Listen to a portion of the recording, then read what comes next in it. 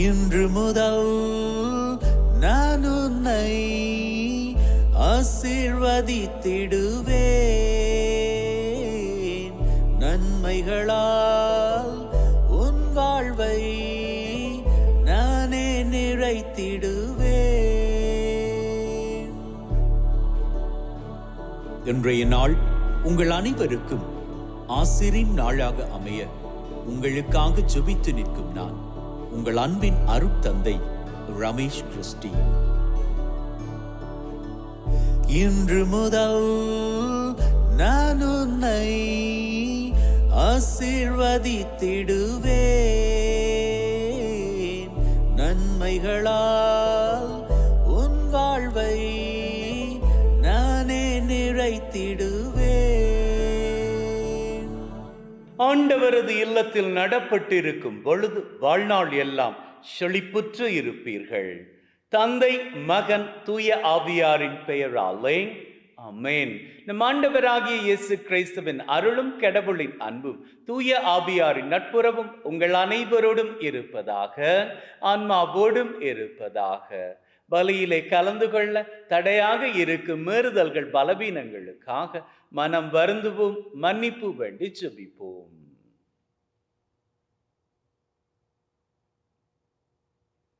ஆண்டவரே இரக்கமாயிரும், ஆண்டவரே இரக்கமாயிரும். கிறிஸ்துவே இரக்கமாயிரும், கிறிஸ்துவே இரக்கமாயிரும். ஆண்டவரே இரக்கமாயிரும், ஆண்டவரே இரக்கமாயிரும். எல்லாம் வல்ல இறைவன் நம் மீது இரக்கம் வைத்து நம்முடைய மீறுதல்கள் பலவீனங்களில் நமக்கு விடுதலை தருவாராக. ஆமென். ஜெபிப்போமாக. அப்பா தகப்பனே, ஒரு புதிய நாளிலே வாழுவதற்கு என்று வாய்ப்பை கொடுத்து எங்களை தட்டி எழுப்பியவரே, உமக்கு நன்றிகளை ஏறெடுக்கின்றோம். மேலுமாக இன்றைய நாளிலும் எங்களோடு கூடவே நீர் வழித்துணையாக வருவீராக. உமோடு தூயாவியாரின் ஒன்றிப்பில் இறைவனாய் என்னென்னும் வாழ்ந்து ஆட்சி செய்கின்றவர் வழியாக உம்மை மன்றாடுகின்றோம். ஆமென். தொடக்க நூலிலிருந்து வாசகம். கடவுள் நோவாவிற்கும் அவர் புதல்வர்களுக்கும் ஆசி வழங்கி கூறியது: பலுகி பெருகி மண்ணுலகை நிரப்புங்கள். மண்ணுலகின் விலங்குகள், வானத்து பறவைகள், நிலத்தில் ஊர்வன, கடலின் மீன்கள் அனைத்தும் உங்களுக்கு அஞ்சு நடுங்கட்டும். அவை உங்கள் கைகளில் ஒப்படைக்கப்பட்டுள்ளன. நடமாடி உயிர் வாழும் அனைத்தும் உங்களுக்கு உணவாகட்டும். உங்களுக்கு பசுமையான செடிகளை உணவாக தந்தது போல இவை எல்லாவற்றையும் தருகிறேன். இறைச்சியை அதன் உயிராகிய இரத்தத்தோடு உண்ணாதீர்கள். உங்கள் உயிராகிய இரத்தத்திற்கு நான் ஈடு கேட்பேன். உயிரினம் ஒவ்வொன்றிடமும், மனிதர் ஒவ்வொருவரிடமும் நான் ஈடு கேட்பேன். மனிதரின் உயிருக்காக அவரவர் சகோதரரிடம் உயிரை நான் ஈடாக கேட்பேன். ஒரு மனிதரின் இரத்தத்தை எவர் சிந்துகிறாரோ அவரது இரத்தம் வேறொரு மனிதரால் சிந்தப்படும். ஏனெனில் கடவுள் மனிதரை தம் உருவில் உண்டாக்கினார். நீங்கள் பலுகி பெருகி பன்மடங்காகி மண்ணுலகை நிரப்புங்கள். கடவுள் நோவாவிடமும் அவனிடம் இருந்த அவர் புதல்வரிடமும் கூறியது: இதோ நான் உங்களோடும் உங்களுக்கு பின்வரும் உங்கள் வழி மரபினரோடும் பேழையிலிருந்து வெளிவந்த உங்களோடு இருக்கும் உயிரினங்கள், பறவைகள், கால்நடைகள், நிலத்தில் உங்களுடன் உயிர் வாழும் விலங்கினங்கள் எல்லாவற்றோடும், மண்ணுலகில் உள்ள எல்லா உயிர்களோடும் என் உடன்படிக்கையை நிலைநாட்டுகிறேன். உங்களோடு என் உடன்படிக்கையை நிறுவுகிறேன். சதையுள்ள எந்த உயிரும் வெள்ளப்பெருக்கால் மீண்டும் அழிக்கப்படாது. மண்ணுலகை அழிக்க இனி வெள்ளப்பெருக்கு வரவே வராது. அப்பொழுது கடவுள் எனக்கும் உங்களுக்கும் உங்களுடன் இருக்கும் உயிருள்ள எல்லாவற்றுக்கும் இடையே தலைமுறை தோறும் என்றென்றும் இருக்கும்படி நான் ஏற்படுத்திய உடன்படிக்கையின் அடையாளமாக என் வில்லை மேகத்தின் மேல் வைக்கிறேன். எனக்கும் மண்ணுலகுக்கும் இடையே உடன்படிக்கையின் அடையாளமாக இது இருக்கட்டும் என்றார். இது ஆண்டவர் வழங்கும் அருள்வாக்கு. இறைவனுக்கு நன்றி. ஆண்டவர் விண்ணுலகினின்று வையகத்தை கண்ணோக்கினார். வேற்றினத்தார் ஆண்டவரின் பெயருக்கு அஞ்சுவர். பூவுலகின் மன்னர் யாவரும் அவரது மாட்சியைக் கண்டு மருள்வர். ஏனெனில் ஆண்டவர் சீயோனை கட்டி எழுப்புவார். அங்கு அவர் தம் ஆட்சியுடன் திகழுவார். திக்கற்றவர்களின் வேண்டுகோளுக்கு அவர் செவி கொடுப்பார். அவர்களின் மன்றாட்டை அவமதியார். ஆண்டவர் விண்ணுலகினின்று வையகத்தை கண்ணோக்கினார். இனி வரவிருக்கும் தலைமுறைக்கென இது எழுதி வைக்கப்படும். படைக்கப்படவிருக்கும் மக்கள் ஆண்டவரை புகழட்டும். அவர் சிறைப்பட்டோரின் புலம்பலுக்கு செவிசாய்ப்பார். சாவுக்கென குறிக்கப்பட்டவர்களை விடுவிப்பார். ஆண்டவர் தம் மேலுலக திருத்தலத்தினின்று கீழே நோக்கினார். அவர் விண்ணுலகினின்று வையகத்தை கண்ணோக்கினார். ஆண்டவர் விண்ணுலகினின்று வையகத்தை கண்ணோக்கினார். உம்மடியாரின் பிள்ளைகள் பாதுகாப்புடன் வாழ்வர். அவர்களின் வழிமரபினர் உமது திருமுன் நிலைத்திருப்பர். அப்போது மக்களினங்களும் அரசுகளும் ஒன்று திரண்டு ஆண்டவரை வழிபடுவர். சீயோனில் ஆண்டவரின் பெயர் போற்றப்படும். எருசலேமில் அவர் தம் புகழ் அறிவிக்கப்படும். ஆண்டவர் விண்ணுலகினின்று வையகத்தை கண்ணோக்கினார். ஹல்லேலூயா ஹல்லேலூயா ஹல்லேலூயா ஹல்லேலூயா ஹல்லேலூயா ஹல்லேலூயா. என் தேவன் என் நேசர் என்னுள் என்றும் வாழ்கின்றார். போற்றிடுவேன் புகழ்ந்திடுவேன் என்றும் போற்றி புகழ்ந்திடுவேன். ஹல்லேலூயா ஹல்லேலூயா ஹல்லேலூயா ஹல்லேலூயா ஹல்லேலூயா ஹல்லேலூயா. ஆண்டவர் உங்களோடு இருப்பாராக, ஆன்மாவோடும் இருப்பாராக. மாற்கு எழுதிய நற்செய்தியிலிருந்து வாசகம். ஆண்டவரே, மாட்சி உமக்கே.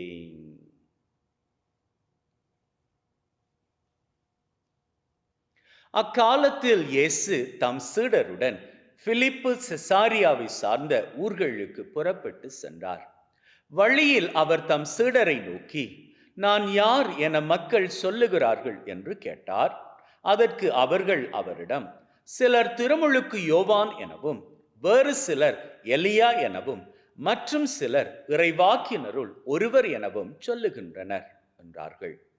ஆனால் நீங்கள் நான் யார் என சொல்லுகிறீர்கள் என்று அவர் அவர்களை கேட்க, பேதுரு மறுமொழியாக, நீர் மெஸ்ஸியா என்று உரைத்தார்.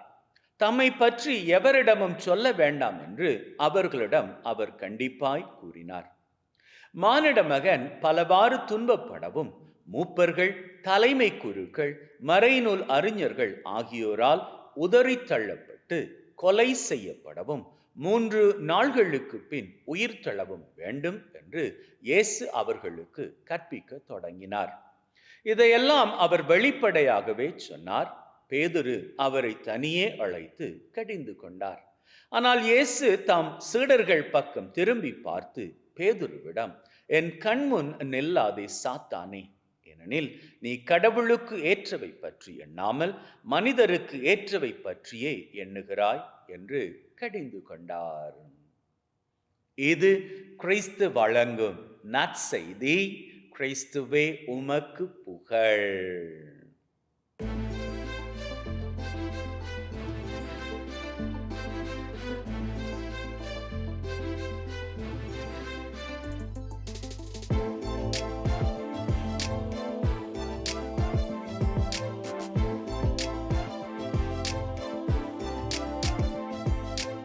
நம்ம உயிர் எங்க இருக்கு அப்படின்னு கேட்டா, அதற்கான ஒரு தெளிவான பதில் என்ன தெரியுமா?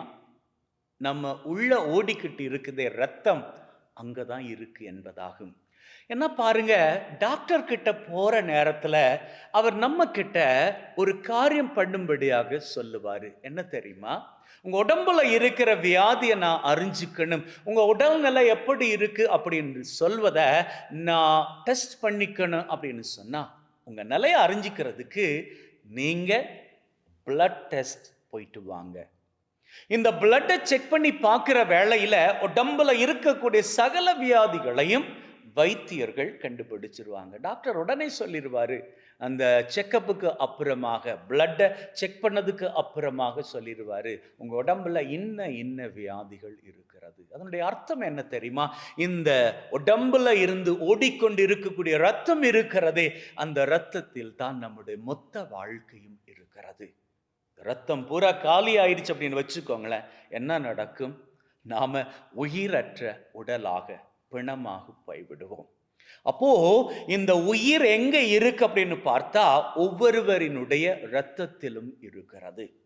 இந்த ரத்தம் பூராக போயிருச்சு அப்படின்னு சொன்னா மூச்சு இல்லாம போயிரும். மூச்சு போயிருச்சு அப்படின்னு சொன்னா ஒருத்தர் இறந்து போயிருவாரு. அவரை நாம மனிதன் அப்படின்னு சொல்லுவது கிடையாது, மாறாக பிணம் அப்படின்னு தான் சொல்லிப்போம். இன்னைக்கு நாம எல்லாருமே மனிதர்களாக வாழணும் அப்படின்னு சொன்னா, நமக்குள்ளாக ஓடிக்கொண்டிருக்கிறதே ரத்தம். அந்த ரத்தம் எப்பொழுதும் ஆரோக்கியமானதாக இருக்கணும். இதை நான் ஏதோ உடல் சம்பந்தப்பட்ட ஆரோக்கியமாக மாத்திரம் சொல்லலைங்க, ஸ்பிரிச்சுவல் சம்பந்தப்பட்ட, ஆன்மீகம் சம்பந்தப்பட்ட ஆரோக்கியமாகவும் சொல்லுகிறேன், பார்க்கிறேன். அதாவது நம்முடைய ரத்தம் நமக்கு சொந்தமானது. ஆனா இந்த ரத்தத்துல எப்ப பார்த்தாலும் வியாதி இருப்பதாக நாம வைத்தியர்களிடம் போகின்ற பொழுது அறிந்து கொள்கிறோம். அப்போ இந்த உடம்புல இருக்கக்கூடிய வியாதி, இதை நம்ம விட்டு போகணும் அப்படின்னு சொன்னா நம்முடைய ரத்தம் சுத்திகரிக்கப்படணும். இந்த ரத்தம் சுத்திகரிக்கப்பட்டாலே ஒழிய சில வியாதிகள் நம்ம விட்டு போகாது. அப்போ இந்த ரத்தத்தை எப்படி நாம சுத்திகரித்து கொள்ளலாம்? என்ன பிளட்டை நாங்க டிரான்ஸ்ஃபர் பண்ணிக்கிறதா? அடுத்தவர்களிடம் இருந்து நல்ல ரத்தத்தை எடுத்து நம்ம உடம்புக்குள்ள போட்டுக்கிறதா? சரி, அப்படி அடுத்தவர்களிடம் இருந்து நல்ல ரத்தம் எடுப்பதாக இருந்தா எல்லார்கிட்டையும் எந்த பழுதும் இல்லாத ரத்தம் இருக்கும் அப்படின்னு உறுதிப்படுத்தி சொல்ல முடியுமா? முடியாது இல்லையா? அப்போ எப்படி நம்முடைய ரத்தத்தை நாம சுத்திகரித்து கொள்ளலாம் அப்படின்னு பார்த்தா ஆன்மீக ரீதியாக ஒரு பதில் இருக்குதுங்க. இப்போ நாம எல்லாரும் யாருக்கு சொந்தம்? நம்மை படைத்த தெய்வத்திற்கு சொந்தம். அந்த தெய்வம் நம்மை தன்னுடைய சாயலாக படைத்திருக்கிறார்.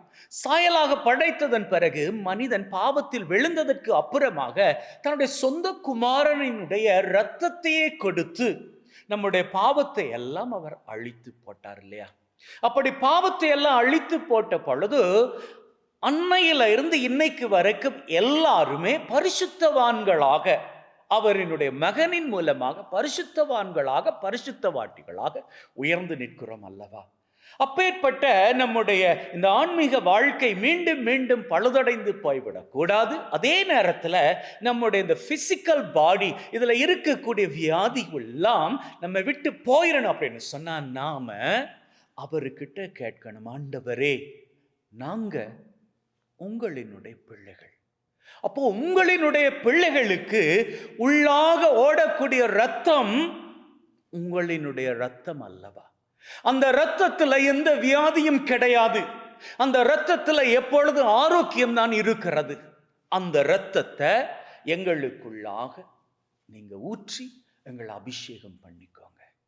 வியாதியில இருக்கக்கூடிய ஒவ்வொருவரும், அது ஆன்மீக வியாதியாக இருந்தாலும் சரி, அல்லது உடல் சம்பந்தப்பட்ட வியாதியாக இருந்தாலும் சரி, நீங்க வியாதியில இருப்பீர்களாக இருந்தால், நோய்வாய்ப்பட்டு இருப்பீர்களாக இருந்தால், உச்சம் தலை தொடங்கி உள்ளம் கால் வரை என்னென்ன வியாதிகளால் நீங்க பாதிக்கப்பட்டு இருக்கிறீர்களோ இருந்தாலும் கூட நீங்க பண்ணிக்க வேண்டிய ஒரு காரியம் இதாங்க. அவர்கிட்ட சொல்லுங்க, உங்களது இரத்தத்துல எந்த வியாதியும் கிடையாது. அந்த இரத்தத்தை எங்க மேல ஊற்றி எங்களது இரத்தத்தை நீங்க சுத்தமாக்கி விடுங்க. இன்னைக்கு வாசகத்துல ஆண்டவர் சொல்றாரு, நீ ஒரு விலங்க கொன்று உண்ணுகிற பொழுது அதனுடைய இரத்தத்தோடு உண்ணாதே. ஏன்னா அந்த இரத்தத்துல உயிர் இருக்கிறது. அப்போ நீ எப்படி அதை உண்ணணும்? அதை சமைச்சு உண்ணணும். ஆண்டவர் சொல்ல வர்ற கருத்து என்ன தெரியுமா?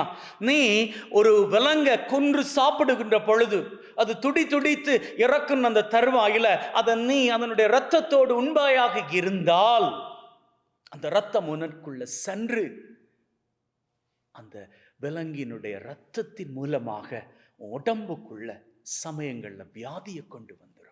ஏன்னா அந்த விலங்குல ஏதாவது கிருமிகள் இருந்தால் அந்த கிருமிகள் இரத்தத்தோடு கலந்து உன்னுடைய இரத்தத்தில் கலந்து கொண்டு உனக்கு அது வியாதியை கொண்டு வந்து விடும். ஆகவே அப்படி உண்ணாதே. நீ இந்த விலங்குகள் எல்லாம் உனக்குத்தான் தரப்பட்டு இருக்கின்றன. நீ உணவாக உண்ணணுமா? அதை நீ சரியான முறையில் உண்டுகொள். நீ சமைத்து உண்டுகொள். ஆண்டவர் சொல்லுகிறார், உன்னுடைய ஆரோக்கியத்தில் நீ கவனம் செலுத்திக்கொள். அப்போ நம்முடைய ஆரோக்கியத்துல ஆண்டவர் ரொம்ப கவனத்தை காண்பிக்கிறார் இல்லையா?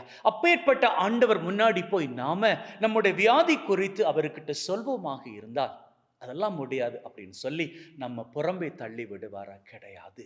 அவர் நமக்காக உதவி செய்ய காத்து கொண்டிருக்கிற தெய்வம். ஆகவே இன்னைக்கு நம்முடைய உடம்புல என்ன வியாதி இருந்தாலும், நம்முடைய ஆன்மீக வாழ்க்கையில எப்பேற்பட்ட குறைபாடுகள் இருந்தாலும் அவர்கிட்ட போவோம். ஆண்டவரே, என்னை உம்முடைய இரத்தத்தை ஊற்றி அபிஷேகம் செய்து என்னுடைய உடலுக்குள்ளாக உம்முடைய இரத்தம் பாய்ந்து வரும் படிக்காக நீர் கட்டளையிடும். அப்பொழுது என்னுடைய உடல் மாத்திரம் அல்ல, என்னுடைய ஆன்மீக வாழ்வும் ஆசீரை கண்டுகொள்ளும், ஆரோக்கியத்தை கண்டுகொள்ளும். ஆமென்.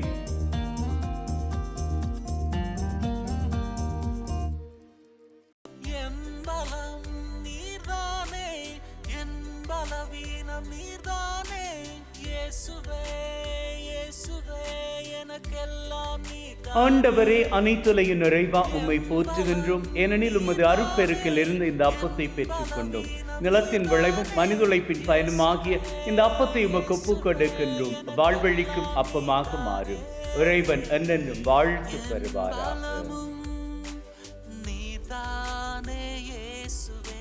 ஆண்டவரே, அனைத்துலகின் நிறைவா உம்மை போற்றுகின்றோம். ஏனெனில் உமது அருட்பெருக்கில் இருந்து இந்த ரசத்தை பெற்றுக் கொண்டோம்.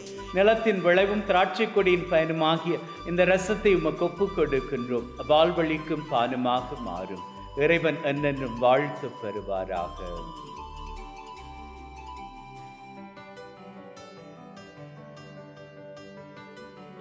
Wash away from my iniquities, cleanse me from all my sins. சகோதர சகோதரிகளே, பிள்ளைகளே, என்னுடையதும் உங்களுடையதுமான இந்த பலி நம் தந்தையாகிய இறைவனுக்கு ஏற்றதாகும்படி மன்றாடுங்கள். ஆண்டவர் தன்னுடைய திருப்பெயரின் புகழ்ச்சிக்காகவும் மாட்சிக்காகவும் திரு அவையின் நன்மைக்காகவும் கையிலிருந்து இந்த பலியை ஏற்றுக்கொள்வாராக. மீட்புக்கு ஊற்றாகிய தகப்பனை உறைவா, ஒப்பு கொடுக்கின்ற பலி வழியாக எங்கள் வாழ்வின் மீது நிறைய ஆசிரை பொழிந்தருள்வீராக. எங்கள் ஆண்டவராகிய கிறிஸ்து வழியாக உம்மை மன்றாடுகின்றோம். ஆமென். ஆண்டவர் உங்களோடு இருப்பாராக, ஆன்மாவோடும் இருப்பாராக. இதயங்களை மேலே எழுப்புங்கள், ஆண்டவரை நோக்கி எழுப்பியுள்ளோம். நம் இறைவனாகிய ஆண்டவருக்கு நன்றி கூறுவோம். அதுவே தகுதியும் நீதியுமானது. தூயவரான தந்தையே, என்றும் வாழும் எல்லாம் வல்ல இறைவா, எந்நாளும் எவ்விடத்திலும் நாங்கள் உமக்கு நன்றி பலி செலுத்துவது மெய்யாகவே தகுதியும் நீதியுமாகும். எங்கள் கடமையும் மீட்புக்குரிய செயலுமாகும். உம்முடைய வார்த்தையானவர் வழியாக அனைத்தையும் படைத்தீர். அவரை மீட்பராக ஈடேற்றுபவராக எங்களுக்கு அனுப்பினீர். அவர் தூய ஆவியால் கன்னிமரியிடமிருந்து உடலெடுத்து மனிதனானார். சாவை வென்று உயிர்ப்புண்டென விளங்க செய்தார். ஆகவே வானதூதர் புனிதர் அனைவரோடு நாங்களும் சேர்ந்து உம்முடைய மாட்சியை புகழ்ந்து ஒரே குரலாய் சொல்லுவதாவது: தூயவர், தூயவர், தூயவர், வான் படைகளின் கடவுளாம் ஆண்டவர். விண்ணகமும் மண்ணகமும் உமது மாட்சியால் நிறைந்துள்ளன. உன்னதங்களிலே ஓசன்னா. ஆண்டவர் பெயரால் வருகிறவர் ஆசி பெற்றவர். உன்னதங்களிலே ஓசன்னா. ஆண்டவரே, நீர் மெய்யாகவே தூயவர், தூய்மை அனைத்திற்கும் ஊற்று. ஆகவே உம்முடைய ஆவியை பொழிந்து காணிக்கைகளை தூய்மைப்படுத்த தாழ்மையுடன் வேண்டுகின்றோம். வாறு எங்கள் ஆண்டவர் இயேசு கிறிஸ்துவின் உடலும் இரத்தமுமாக எங்களுக்கு இவை மாறுவனவாக. அவர் பாடுபட உளம் கனிந்து தம்மை கையளித்த போது அப்பத்தை எடுத்து நன்றி செலுத்தி அதை பிட்டு தம் சீடருக்கு கொடுத்து அவர் சொன்னதாவது, எல்லாரும் இதிலிருந்து பெற்று உண்ணுங்கள், ஏனெனில் இது உங்களுக்காக கையளிக்கப்படும் என் உடல்.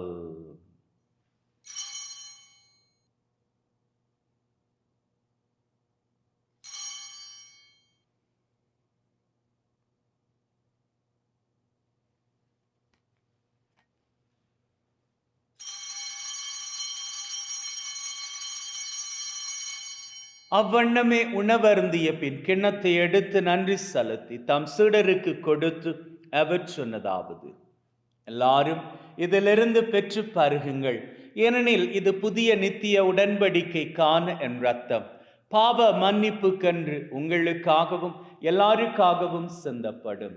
இதை என் நினைவாக செய்யுங்கள்.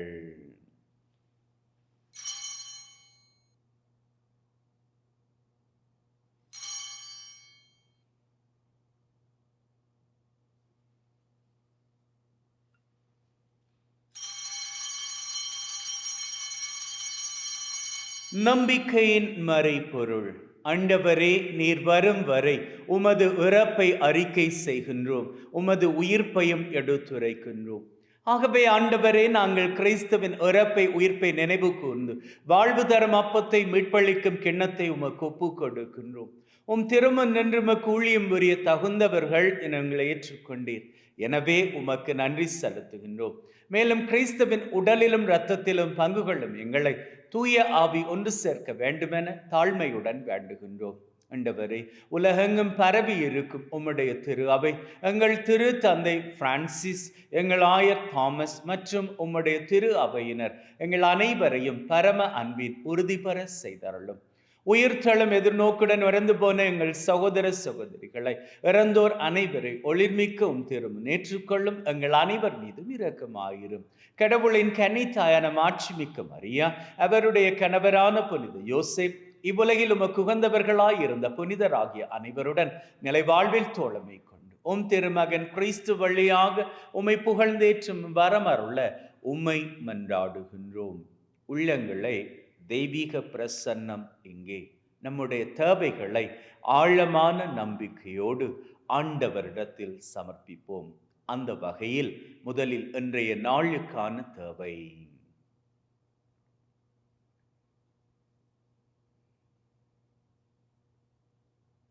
இந்த வாரத்திற்கான தேவை.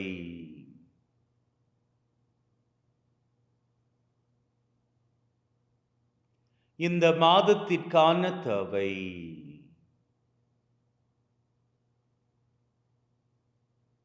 இந்த வருஷத்திற்கான தேவை.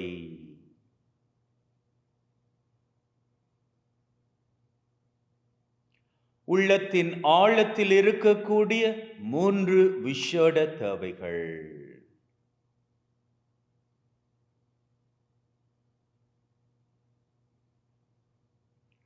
நம்பிக்கையிலே கேட்டிருக்கிறோம்.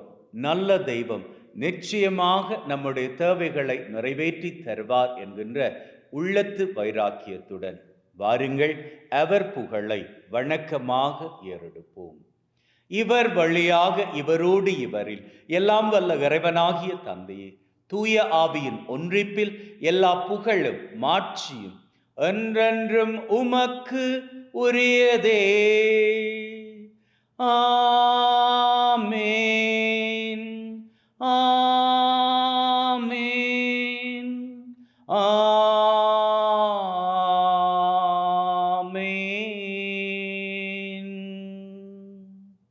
மீட்பரின் கட்டளையால் கற்பிக்கப்பட்டு தேவ படிப்பினையில் பயிற்சி பெற்ற நாம் நம்பிக்கையோடு சொல்லுவோம். விண்ணுலகில் இருக்கிற எங்கள் தந்தையே, உமது பெயர் தூயது என போற்ற பெறுக. உமது ஆட்சி வருக. உமது திருவுளம் விண்ணுலகில் நிறைவேறுவது போல மண்ணுலகிலும் நிறைவேறுவதாக. எங்கள் அன்றாட உணவை இன்று எங்களுக்கு அளித்தருளும். எங்களுக்கு எதிராக தீமை செய்வோரை நாங்கள் மன்னிப்பது போல எங்கள் பாவங்களை மன்னியும். எங்களை சோதனைக்குட்படுத்தாதையும் தீமையிலிருந்து எங்களை விடுவித்தருளும். ஆண்டவரே, தீமை அனைத்திலும் இருந்து எங்களை விடுவித்து எங்கள் வாழ்நாளில் அமைதியை கனிவுடன் அருள உம்மை வேண்டுகின்றோம். உம்முடைய இரக்கத்தின் உதவியால் நாங்கள் பாவத்திலிருந்து எப்பொழுதும் விடுதலை பெற்று யாதொரு கலக்கமுமின்றி நலமாயிருப்போமாக. நாங்கள் எதிர்நோக்கி இருக்கும் பேரின்பத்திற்காகவும் மீட்பராகிய இயேசு கிறிஸ்துவின் வருகைக்காகவும் காத்திருக்கின்றோம். ஏனெனில் ஆட்சியும் வல்லமையும் மாட்சியும் என்றென்றும் உமக்குரியதே. ஆண்டவரே இயேசு கிறிஸ்துவே, அமைதியை உங்களுக்கு விட்டு செல்கிறேன், என் அமைதியை உங்களுக்கு தருகிறேன் என்றும் திருத்தூதர்களுக்கு சொன்னீரே. எங்கள் மீறுதல்கள் பலவீனங்களை பார்க்காமல் உம்முடைய திரு அவையின் நம்பிக்கை கண்ணோக்கி அதற்கு அமைதியும் ஒற்றுமையும் தந்தருள திருவிழம் கல்வீராக. என்னென்றும் வாழ்ந்து ஆட்சி செய்கின்றவர் நீரே. அமேன். ஆண்டவருடைய அமைதி உங்கள் அனைவரோடும் என்றும் இருப்பதாக, ஆன்மாவோடும் இருப்பதாக. ஒருவர் ஒருவருக்கு கிறிஸ்துவின் அமைதியை பகிர்ந்து கொள்வோம்.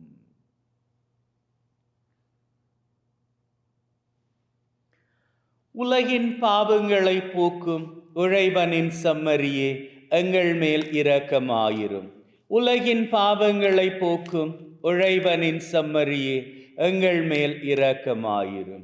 உலகின் பாவங்களை போக்கும் இறைவனின் செம்மறியே, எங்களுக்கு அமைதியை அளித்தருளும். இதோ நம் ஆண்டவராகிய இயேசு கிறிஸ்து நம் ஒவ்வொருவரையும் மகிழ்வோடு வாழ அழைக்கின்றவர் இவரே. விருந்துக்கு அழைக்க பெற்ற நாங்கள் பேறு பெற்றோர். ஆண்டவரே, தேவரீர் என் உள்ளத்தில் எழுந்தருள நான் தகுதியற்றவன். ஆனால் ஒரு வார்த்தை மட்டும் சொல்லி அருளும், என் ஆன்மா நலமடையும்.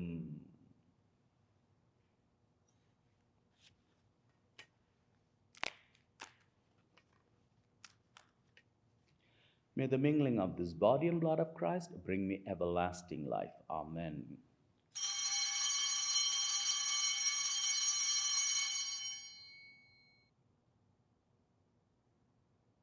கிறிஸ்துவின் ஆன்மாவே என்னை ரட்சியும், கிறிஸ்துவின் தேகமே என்னை விடுவியும், கிறிஸ்துவின் இரத்தமே என்னை புதுப்பியும், திருவிழா தீர்த்தமே என்னை தூய்மையாக்கும். கிறிஸ்துவின் பாடுகள் என்னை தேற்றிட, அருள்நுரை இயேசுவே என்னை கேட்டிடும். அரிய காயங்களுள் என்னை வைத்திடும், பிரிந்திடா வண்ணமாய் என்றும் கட்டிடும். பொல்லாத சாத்தானிடம் நின்று காத்திடும், மரண வேளையினில் என்னை கூப்பிடும். பரலோகத்தில் நிதம் உம்மை வாழ்த்தவே, வருகவன் அன்போடு என்னை ஏவிடும். ஜெபிப்போமாக. அப்பா தகப்பனே, இந்த பலி மூலமாக எங்களை ஆசீர்வதித்தவரே, உமக்கு நன்றிகளை ஏறெடுக்கின்றோம். மேலுமாக இன்றைய நாள் பூராகவும் எங்களோடு கூடவே நீர் வழிநடக்கப் போவதனால் எங்கள் ஒவ்வொருவரையும் ஆபத்துக்கள், விபத்துக்கள், தீமைகள், துன்பங்கள், அவமானங்கள், அவதூறுகள், துப்பாக்கிச் சூடுகள், குண்டுவெடிப்புகள், உடல் உள நோய் நொடிகள், வைரஸ் கிருமிகளின் தொற்றுக்கள், பிசாசின் பொல்லாத கட்டுக்கள், போதை பழக்கத்தின் அடிமை தலைகள் சகலவற்றில் இருந்தும் நீர்தாமே தப்புவித்து காத்தருள வேண்டும் என்று எங்கள் ஆண்டவராகிய கிறிஸ்து வழியாக உம்மை மன்றாடுகின்றோம். ஆமென். ஆண்டவர் உங்களோடு இருப்பாராக, ஆன்மாவோடும் இருப்பாராக. எல்லாம் வல்ல இறைவன் தந்தை, மகன், தூய ஆவி உங்கள் அனைவரையும் ஆசீர்வதிப்பாராக. ஆமென். சென்று வாழுங்கள். திருபலி நிறைவேறிற்று. இறைவனுக்கு நன்றி. அன்பின் உள்ளங்களே, மகிழ்ந்திருப்போம். ஆண்டவர் பிரியப்படுகின்றார், நாம் எல்லாருமே மகிழ்ந்திருக்க வேண்டும் என்று. ஆகவே மகிழ்ந்திருப்போம். நம்முடைய கவலைகளை எல்லாம் அவர் அண்டை தந்துவிட்டு நாம் மகிழ்ந்திருப்போம். May God bless you. Take care and see you all tomorrow.